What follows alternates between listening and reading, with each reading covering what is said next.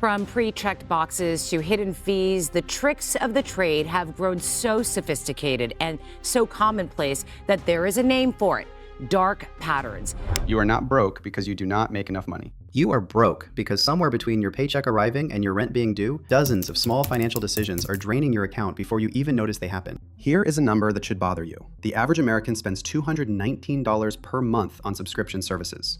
That is according to a 2023 study by C+R Research, one of the most widely cited figures in personal finance today. $219 every single month, which means that most people are spending over $2,600 a year on subscriptions alone. But here's the part that makes that number genuinely alarming. When researchers in that same study asked participants to estimate how much they spent on subscriptions, the average guess was $86, less than half the actual figure. The gap between what people think they are spending and what they are actually spending is not small, it is staggering. And that gap is not an accident, it is the business model. This is a subscription trap. It is one of the most effective money extraction systems ever designed, and it is engineered specifically to stay invisible. Today we are going to break down exactly how it works, why it is so hard to escape, and the specific money-saving tips that people are using right now to take back control of their cash flow. If you have ever looked at your bank statement and wondered why you are always broke despite earning a decent income, this is why. Let's get into it. Chapter 1. How the subscription economy was built to drain you. The subscription model is not new. Newspapers have been selling subscriptions for centuries. But what happened in the last 15 years fundamentally changed the relationship between consumers and recurring charges. The shift began in earnest around 2010, when Netflix moved from DVD rentals to streaming, and software companies started migrating from one-time purchases to software as a service, meaning you pay every month forever instead of buying the product once. Adobe switched Photoshop to a subscription in 2013. Microsoft Office became Microsoft 365. Even antivirus software that you used to buy in a box at Best Buy became a monthly charge. Well, as more people struggle to pay their bills, they're looking for different ways to cut back on spending. And oftentimes, the first thing to go, all those subscription services. Then came the second wave: subscription boxes, meditation apps, fitness apps, journaling apps, language learning apps, sleep tracking apps, recipe services, cloud storage tiers, news sites, podcast platforms, music services, video game passes. The market for subscription services in the United States was valued at roughly $3.3 trillion in 2023, according to the Subscription Trade Association, and it is projected to grow further through 2028. Every company on earth figured out the same thing at roughly the same time. A recurring revenue model is more valuable, more predictable, and more profitable than a one-time sale. And when something is more profitable for the seller, it is usually more expensive for the buyer. This is Personal Finance 101. When the incentives of the company you are buying from are misaligned with your financial well-being, you need to be paying extremely close attention. Most people are not paying attention at all, and the companies that built these systems know it. Chapter 2. The psychology behind why you never cancel. If you can't quite figure out how to cancel, you're not alone. Understanding why you are always broke sometimes comes down to understanding your own psychology, and subscription companies have invested significant resources into understanding it for you. The first mechanism is what behavioral economists call the sunk cost effect. Once you have paid for a subscription for several months, canceling it feels like admitting you wasted that money. So instead of canceling, you keep paying, telling yourself you will use it more next month. The subscription company is not delivering value anymore, but the psychological cost of acknowledging that prevents you from stopping. The second mechanism is friction by design. Every subscription service makes signing up frictionless. One click, enter a card, done. Canceling is a different experience entirely. Many services bury the cancellation option. Some require you to call a phone number during business hours. Some take you through a multi-step retention flow designed by conversion specialists whose entire job is to prevent you from leaving. The Federal Trade Commission has taken action against multiple companies for what it calls negative option marketing practices, where the difficulty of canceling is so deliberately engineered it crosses into deception. The third mechanism is the low price illusion. A $12.99 monthly charge does not feel significant, but 12 months of $12.99 is $155.88. Most people would hesitate before spending $155.88 on something in a single transaction. Spread over 12 months, it disappears into the noise of daily spending. The FCC does this often, investigating the cancellation process for all types of businesses. This is one of the core money-saving tips that financial planners repeat constantly. Annualize your subscriptions. The moment you see $12.99 a month as $155.88 a year, your perception of value changes immediately. The fourth mechanism is the free trial. Nearly every subscription service offers a free trial because the data is overwhelming. A significant percentage of people who start a free trial forget to cancel. They intended to cancel, they just did not. The charge hits. And since they have already been using the service, the barrier to canceling after the first charge is even higher than it was before. Chapter 3, the audit, what you are actually paying for. Here is one of the most clarifying money-saving tips you will ever hear. Before you do anything else, you need to know the actual number. Go to your bank account and your credit card statements. Go back 60 days. Write down every recurring charge you find, every single one. Then categorize them and total them up. Most people who do this exercise are surprised. Not slightly surprised, genuinely shocked. Because the subscription creep is real, and it compounds quietly over years. You signed up for a trial during the pandemic and forgot to cancel. You added a streaming service for one specific show and kept paying after you finished it. Your gym membership auto-renewed. Your cloud storage upgraded itself to the next tier when you went over the limit. Your domain registration auto-renewed. Your VPN is still running. Your kid's educational app subscription is still active even though they stopped using it 8 months ago. This is the exact pattern that makes people feel like they are always broke, even when their income has grown. They have a lifestyle that costs more than they realize. Not because of big, visible expenses, but because of dozens of small, invisible ones. It's called Click to Cancel, and it's set to go into effect on May 14th unless pending litigation prevents that. A 2022 study by West Monroe Partners found that households have an average of 12 paid subscription services. But that same study found that respondents estimated they had only 8 or 9.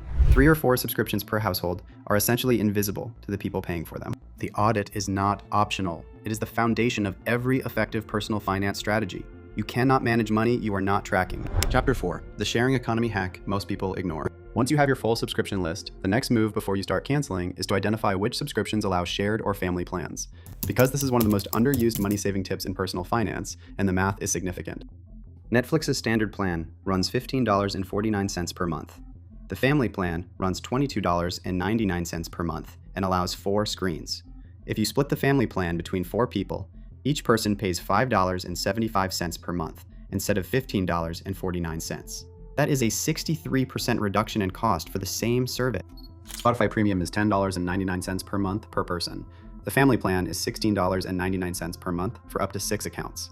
Split 6 ways, each person pays under $3 per month. Apple One bundles music, TV, arcade, and cloud storage into a single family subscription. If you are paying separately for any combination of Apple Music, iCloud storage, and Apple TV Plus, you are almost certainly overpaying compared to the bundled rate when split across a family or even a group of close friends. The objection is always that it gets complicated to split bills with other people. That is a real friction point, but apps like Splitwise make it straightforward, and the savings are substantial enough to be worth a small amount of administrative effort. If you have 4 or 5 streaming services, and you are paying for all of them individually, you are leaving hundreds of dollars per year on the table. This is basic personal finance. Share plans when you can. Split costs where it is available. The services allow it because they want the subscription, and you should use that flexibility. Chapter 5, the rotation strategy, the money-saving tip nobody teaches. Here's a personal finance approach that almost nobody talks about, but that genuinely changes the math on entertainment subscriptions. You do not need to pay for every streaming service every month of the year. You just need to pay for one at a time. The content release calendars for every major streaming platform are publicly available. Netflix releases its major original content on a rolling schedule. HBO Max has its own schedule. Disney Plus has its theatrical release windows. Peacock activates during NFL season. The rotation strategy works like this. You subscribe to one service for 1 or 2 months, consume the content you actually wanted, cancel, and move to the next one. You are never paying for more than 1 or 2 services simultaneously. Over the course of a year, you access all the content you want across multiple platforms, but you never pay for all of them at the same time. The average American household subscribes to 4.5 video streaming services simultaneously, according to a 2023 Deloitte Digital Media Trends report. At an average of around $14 per service per month, that is $63 per month, or $756 per year just for video streaming. The rotation strategy can reduce that to 1 to 2 services at any given time, cutting the annual cost to somewhere between $168 and $336. That is a potential annual saving of $400 to $600 from one behavioral change. The counter-argument is that this requires discipline and attention. It does, but that is precisely the point. Subscriptions are designed to run on autopilot. Taking them off autopilot is how you stop them from quietly depleting your account month after month. If you are wondering why you are always broke, passive subscription spending is one of the clearest answers. Chapter 6, the negotiation nobody attempts. Most people treat subscription prices as fixed. They are not. Subscription companies spend significant money acquiring customers. The customer acquisition cost, what a company pays in marketing and promotion to get one new subscriber, is a key metric across the entire industry. For many services, that cost runs between $20 and $100 per new subscriber or higher, according to various industry reports on subscription business economics. What that means for you is that a company would often rather give you a discount than lose you entirely, because losing you means they have to spend money acquiring a replacement. The negotiation works like this. When you call to cancel a subscription, you will typically be routed to a retention team. That team has tools available to offer discounts, free months, paused billing, or rate locks that standard customer service agents cannot access. In many cases, simply saying you want to cancel and listening to what they offer will get you a better deal than you are currently paying. This works for cable and internet providers, gym memberships, insurance policies, streaming services, magazine subscriptions, and many SaaS tools. It does not work for all of them. But the asymmetry is important. The worst case scenario is they decline and you cancel, which was the outcome you were already considering. A 2020 survey by creditcards.com found that 78% of cardholders who called to negotiate a lower interest rate or fee succeeded at least partially. The same principle applies to subscriptions. The negotiation attempt costs you nothing. Not attempting it costs you money every month. This is one of those personal finance insights that seems almost too simple, but most people never make the call. They accept the prices given and keep paying it. Chapter 7. Free alternatives that are actually good. One of the most common personal finance mistakes is paying for something that has a free alternative that is genuinely competitive. Spotify is the dominant paid music streaming service, but YouTube Music has a free ad-supported tier. Pluto TV offers hundreds of channels of video content completely free with ads. Tubi has a library of thousands of movies and TV shows with no subscription fee. Your local library card gives you free access to Libby, which provides ebooks, audiobooks, and in many cities, digital magazine subscriptions at no cost. For productivity software, LibreOffice is a fully functional, free alternative to Microsoft Office for most users who do not need real-time collaboration features. For cloud storage, Google offers 15 gigabytes free, which is sufficient for most people who are not storing massive media libraries. For fitness apps, YouTube has thousands of free workout programs across every fitness category. For meditation, the Insight Timer app offers more content for free than most paid meditation apps offer at all. The paid versions of many apps exist to capture users who either need premium features or who do not realize a free alternative exists. Before you renew any subscription, spend 5 minutes asking whether there is a free option that covers 80% of what you actually use the service for. Most of the time, there is. The money-saving tips in personal finance are rarely complicated. They are just specific. And the specificity here is, do not pay for something you can get free. Chapter 8. The Annual Billing Trap and the Upgrade Creep. Online ads for free trials may seem like a great way to try out new products. Subscription companies offer two billing structures that work against you in opposite but equally effective ways. Annual billing offers a discount, typically 15 to 20% off the monthly rate, in exchange for paying the full year up front. That sounds like a good deal. It often is, but it also locks you in for 12 months and dramatically reduces the probability that you will cancel. Psychologically, once you have paid for the year, the subscription is gone from your awareness. You are not reminded of its cost each month. It simply exists. And when the annual renewal comes around, many people renew again automatically, without ever asking whether they actually use the service enough to justify. Annual subscriptions that you use consistently are a legitimate way to reduce costs. Annual subscriptions that you use intermittently are a way to overpay while feeling like you got a deal. The other trap is upgrade creep. Nearly every subscription service is tiered: basic, standard, premium. The basic tier is designed to feel slightly inadequate. The storage limit is a little too small, the video quality is a little too low, the feature you actually want is locked behind the next tier up. The upgrade from basic to standard often happens quietly, sometimes during a sale, sometimes when you hit a limit and click a prompt without fully reading what you are agreeing to. Once you are on the standard tier, the premium tier starts looking reasonable by comparison. This is anchoring again. The pricing is structured to make each upgrade feel like a small step, even though the cumulative difference from the entry price to the top tier can be 3 or 4 times the original cost. Review your current tier on every subscription you keep. Ask specifically whether the features you pay for above the base tier are features you actually use. Often, they are not. Chapter 9. The Work and Business Subscription Overlap. Here's a personal finance angle that most money-saving tips articles completely overlook. A significant number of people are paying personally for subscriptions that their employer should either be paying for or that they are entitled to reimbursement for. If you use productivity tools, project management software, design tools, cloud storage, or communication platforms for work purposes, many employers have policies that allow expense reimbursement for these tools. Many employees never ask. They pay personally out of habit or because they do not want the administrative friction of submitting an expense report. On the flip side, many companies provide employees with software licenses and tool access that employees either do not know about or are not using. Before you renew a personal subscription to any professional tool, check whether your employer already provides it. LinkedIn Premium is a significant annual expense. Many job seekers pay for it personally when their employer has a corporate license that includes premium access. Adobe Creative Cloud is expensive. Many universities and some employers provide license access to enrolled students or employees that makes personal subscriptions redundant. This is not a trivial point.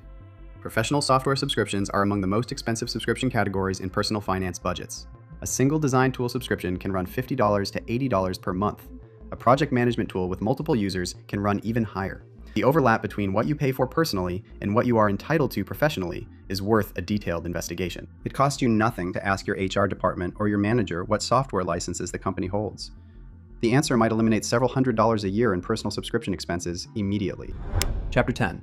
Credit card perks you are leaving on the table. If you are paying for subscriptions with a credit card, and most people are, you may be entitled to subscription credits and rebates that you are not claiming. Many premium credit cards now include annual statement credits specifically for streaming services, digital entertainment, or general subscription spending. The American Express Platinum Card includes credits for certain streaming services. The Chase Sapphire Reserve includes credits that can be applied to streaming. The Capital One Venture X includes statement credits for travel, which can offset other spending. The specifics change, but the category of benefit is widespread across premium credit cards. If you are paying an annual fee on a premium credit card, there is a reasonable chance that some portion of that fee is being returned to you in the form of subscription credits you have not activated or applied. Log into your credit card rewards portal and look specifically for entertainment, streaming, or digital services credits. Beyond credits, some credit cards offer purchase protection, extended warranties, or price protection on recurring charges that most cardholders never use simply because they do not know the benefit exists. This is a meta-level personal finance point. The subscription trap applies to credit cards too. If you are paying an annual fee on a card without using its benefits, you are paying a subscription you are not extracting value from. Either use the benefits fully or downgrade to a no-fee card. Chapter 11. Building the system that prevents the trap from resetting. Doing a one-time subscription audit solves the immediate problem. It does not solve the underlying vulnerability. Because 6 months from now, if you do not have a system in place, you will be back in the same position. The system has 3 components. The first is a dedicated subscription tracking method. This can be a spreadsheet, a note on your phone, or one of several apps built specifically for this purpose, such as Rocket Money, Truebill, or Bobby. What matters is that every subscription you maintain is listed in one place with its monthly cost, its annual cost, its renewal date, and a note on the last time you actively decided to keep it. The act of maintaining that list forces periodic intentionality. You cannot accidentally keep paying for something you have listed and reviewed. The second component is a single dedicated card for subscriptions. Use one credit card exclusively for subscription charges. Do not use that card for anything else. When you review the statement, every charge on it is a subscription. Nothing is hidden in the noise of grocery runs and gas stations. If you see a charge you do not recognize, it is a subscription you forgot about. The third component is a quarterly review. Put it in your calendar. Every 3 months, open your subscription tracker, cross-reference it against your subscription card statement, and make deliberate decisions.